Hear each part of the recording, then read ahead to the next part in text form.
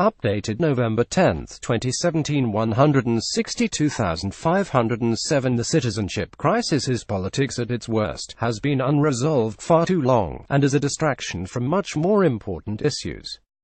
That's the view from the real world, reflected by voters in focus groups this week. As Malcolm Turnbull and Bill Shorten play politics over a disclosure motion to be put to Parliament, these ordinary people are baffled and impatient with the whole affair. While the four groups of soft voters, two each in Brisbane and Townsville, were part of a Queensland election study for the Institute for Governance's research at the University of Canberra, the dual citizenship imbroglio was raised unprompted, and the comments given insight into ordinary Australians' thinking about the fiasco engulfing the Parliament in general and the Turnbull government in particular.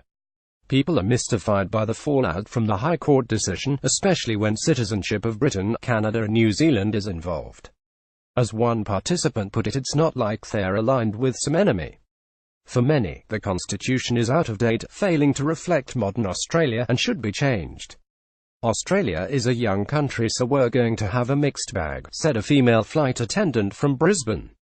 It's going to cost to bomb. There's also concern about money. This business of saying you're going to have to quit Parliament, it's going to cost to bomb, a retired Brisbane woman complained. People do differ, however, about the substance of the issue. Some think the consequences have been too severe or invite ridicule. It's making Australia the laughingstock of the world, one said. A few were judgmental, taking the attitude the law is the law and candidates should have checked they met the rules. A retired Brisbane man was blunt: we wouldn't even be in this situation if they weren't negligent.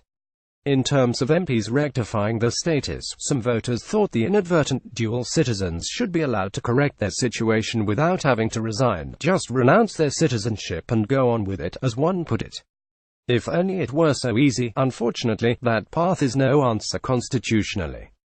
The test is a person's eligibility when nominating. Some people favored definitive action, such as a comprehensive audit or a fresh election.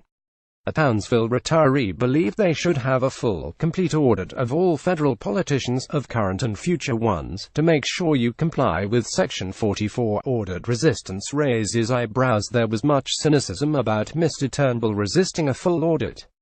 A young Brisbane voter opined that it was probably because HES hiding people. Another said the Prime Minister had not got a big enough parliamentary margin to be sure that help's going to keep the power. More generally, a Townsville health worker condemned a lame duck federal government not achieving anything. The bottom line is that voters want the matter fixed quickly. We don't want this distraction to stretch for another 2 months. It's just dumb, declared a Brisbane engineer, while a young female occupational therapist from Townsville said he'd like them to get it finished and done with so they can look at other issues. Let's just finish it. Given the paralyzing effect of the crisis, with multiple names now being tossed into a cauldron of uncertainty, tactical skirmishing can only become increasingly unacceptable to the public.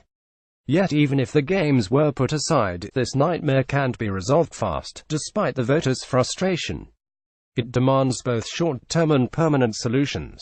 Most immediately, bipartisan agreement is required on the disclosure regime, with parliamentary decisions before Christmas on whatever High Court referrals are to be made. The leaders have been fighting and posturing over the detail but agree on pre-Christmas action. MPs in breach should walk. Any MPs in obvious breach should resign at once. Our recent cases have set benchmarks with brutal clarity. If that happened with lower house members, court referrals would be needed. If senators quit, the court would formalize the disqualifications and order accounts to fill their seats. But when cases are arguably more murky, MPs who have renounced the foreign citizenship but only received their confirmation after nomination, such as Labour's Justine Kay and the Nick Xenophon team's Rebecca Sharkey, High Court clarification surely would be needed. In light of the potential extent of the debacle, it's just possible the court might decide their efforts were sufficient. Assuming there are some dual citizens in the lower house, the timing of by-elections will depend on when resignations and/or court decisions come. There is no way of knowing whether the process will be catastrophic for the government, or something less. It would all depend on the ownership and margins of the seats hit with by-elections, and what attitude the voters took in them. What about the long term? Despite all the difficulties involved, it's increasingly looking like the best course would be a referendum to attempt to change the Constitution's Section 44(1), which prohibits dual citizens sitting in Parliament. The objective should be to capture the broad intent of the provision, and facilitate candidates meeting that intent. Mr. Turnbull is right when he says that, despite our multicultural makeup, people would not vote for a change that permitted dual citizens to sit. But if there was bipartisan support, there surely would be a reasonable chance, perhaps no more than that, of passing new wording saying that a candidate must have only Australian citizenship and that a sworn declaration was sufficient to renounce any other citizenship. The High Court judgment in effect makes federal MPs, and so the federal parliament, hostage to changes in other countries' laws.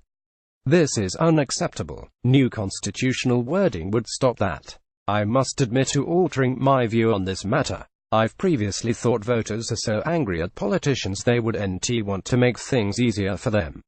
But in view of the chaos, it may be that people would be persuaded by the need to instill clarity. Anyway, it would be worth a go, because while a defeat would be bad, it would have the sort of negative consequences of, say, the loss of a referendum on Indigenous recognition.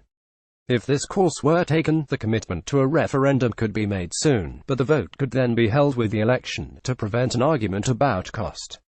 There has been speculation that perhaps the situation could be sorted by a change to citizenship legislation.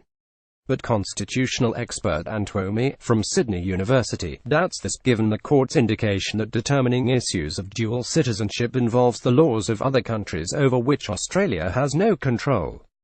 Professor Twomey, who doesn't advocate constitutional change, also points out that if the citizenship part of Section 44 were to be tackled, it would only be prudent to also clarify the parts of the same section that disqualify from Parliament anyone who holds an office of profit under the Crown or has any direct or indirect pecuniary interest in any agreement with the public service of the Commonwealth. This makes sense, although admittedly it could complicate the task of selling a referendum. But let's stand back. If our politicians, and we as voters, can't update a troublesome section of this more than century-old document, what does it say about all of us? Michelle Grattan is Chief Political Correspondent at The Conversation and Professorial Fellow at the University of Canberra.